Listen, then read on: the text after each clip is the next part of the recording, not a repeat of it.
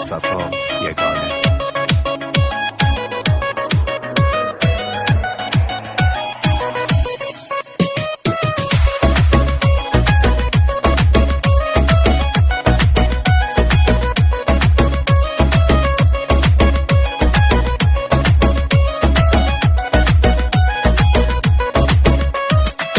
نمی کردم یه روز تنهام بذاری، بخوای بری انگار که منو نداری.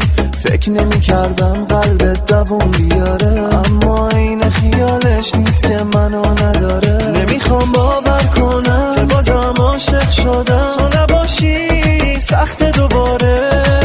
دل من دیگه طاقت نداره، از تو بعید بود که بخوای منو نبینی.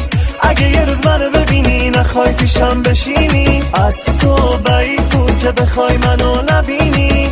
اگه یه روز منو ببینی نخوای پیشم بشینی.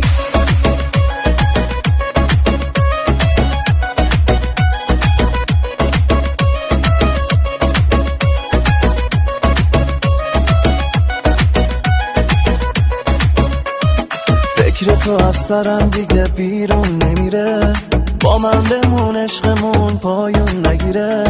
بذار تو دستاتو تو دستام عزیزم، ایشم بمون دنیا رو به پات میریزم. اون همه خاطره با تو، میخوام اون حال و هوا تو روزی 100 بار بغل بگیرم.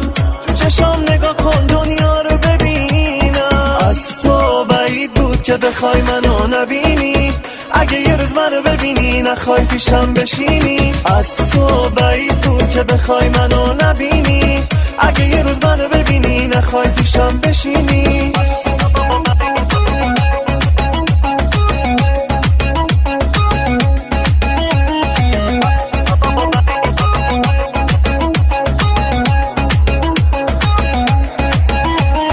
از تو بعید بود که بخوای منو نبینی.